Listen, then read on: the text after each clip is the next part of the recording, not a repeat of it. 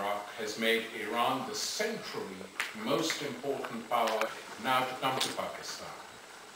Essentially, my book argues the case in great detail, but this is a country which has, from the very beginning, 1947 when it was founded, from 1948-49, been a country which decided essentially to sell itself to the highest bidder. Not the country as a whole, the people weren't asked, the elite that ran the country. I mean, I've seen documents, which I quote in the book, of letters written by senior figures in Pakistan to the United States in 1948 and 49, pleading with them to basically buy the country's army and then do whatever they want with it. I mean, these letters are actually in writing. And why did this happen? I think the reason it happened is that the bulk of the Pakistani elite that was formed in 1947 had a long record of collaborating with the British Empire. That is who they were, historically. Many of them had no idea that they would get a new state. They were using it as a bargaining ploy. But when they got a new state, the mentality of this new ruling elite, largely landed gentry from West Pakistan, as it was then, had no idea what to do. And so they looked around, and the United States snubbed them quite openly initially and said, we're not interested. I mean, a letter from a guy who later became the country's prime minister to the State Department is astonishing. He basically says, you have to understand that we're a Muslim country now, and anti-communism is embedded in the Muslim genes. So you will need us in order to deal with the threat of communism. And so please rely on us and don't go to Hindu India. This is written black on white. And of course the Americans laughed at the time, but in the 50s that's precisely what they did do, is that they came in and three Muslim countries became centrally important in their battle, the Cold War against Russia and China and all that. And the three countries were Turkey, Iran and Pakistan. And Pakistan, I mean, it's not that the Turks didn't suffer, they did. The Iraqis made a revolution and got rid of their king. Pakistan was trapped because every time a general election was planned in the early years, a military coup would take place in order to prevent a popular decision being made. Why? Because the US Embassy and the military were fearful that were elections permitted in the country, they might get those parties coming to power who would take Pakistan out of the military pacts and essentially say to them, we want to be like India, non-aligned and neutral. So in order to stop this, the military came in, time and time again.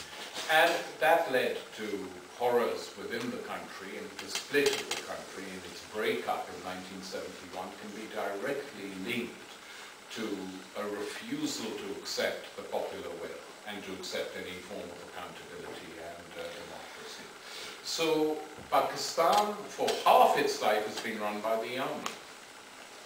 And this has meant that it's been impossible to have an organic development of democratic institutions, democracy per se, and the result of that has been is after the end of the Cold War to produce political parties who were always in a hurry because they knew that they had to act quickly before the military might come back. And this became a sort of vicious cycle of Pakistani politics, that the two major political parties became completely corrupt. And whenever they were in power, the key thing was to make money, not to do anything for the people of that country. You know, there's an old cliche saying, the people get the governments they deserve. That is partially true. In some cases, it really doesn't apply to Pakistan. Those people have tried their best to vote for parties who promise change, who promise reforms. The bulk of the country has refused to vote for religious parties. Whenever an election is permitted, the religious parties' combined vote has been under 10%. If you talk to people, which I did a lot when I was working on this last book, just like you would walk into, the poorest communities in the cities, of different communities, the fisher folk in Karachi, people without any jobs, any hope in Lahore, street dwellers in Islamabad, and ask them questions, just for my own satisfaction.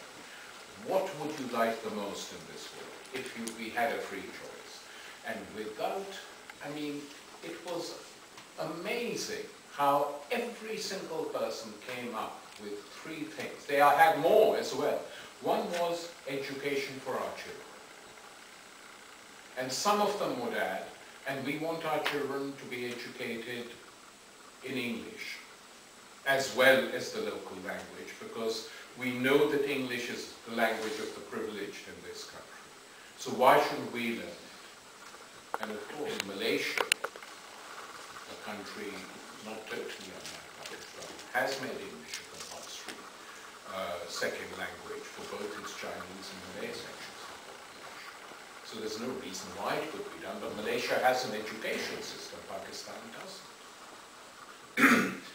The second thing they say is sort of soap, electricity, running water. They don't even come to the most important thing, which is 2 means to each other. Because, they know that is difficult. But they want their children to be better off than they are. And that is very touching. And that is why, when you have corrupt politicians in power, the military, we know what it represents and what it does. But when politicians come to power who've been elected and immediately start their old tricks, then it is really depressing, because that makes the people very bitter, very resentful. They lose hope. And that is the situation in Pakistan today. It's a country where large numbers of people have no hope in their politics. They don't like the military. They don't like the American presence in Afghanistan. But they are still not moving in the direction of religious extremism, which astonishes me that they don't do it, actually, because that is about the only, it's an awful alternative, but it is there, and they promise the earth, but people don't move in that direction. Now, the United States is obsessed with one thing and one thing alone. It's essentially obsessed with the fact that Pakistan is a nuclear state. And the big obsession in the United States, which I'm asked about constantly on radio, television, universities, think tanks, is there any chance of religious extremists capturing the nuclear facility? To which my answer is none whatsoever at the moment, because the Pakistan army is 500,000 strong. The nuclear facility is the most heavily guarded facility in the country. There is no way anyone can get near it, which is the case with the nuclear facility of any country. So there is as little chance of religious extremists in Pakistan getting hold of nuclear weapons as, born-again Christians grabbing the American nuclear facility, or the Israeli settlers on the West Bank suddenly grabbing nukes. It's not going to happen. Not to mention Hindu fundamentalists in India grabbing the nuclear weapons as a gang. It's not going to happen. The military is very, very careful on this front. But of course, what if the army were to split? That is what the United States has to watch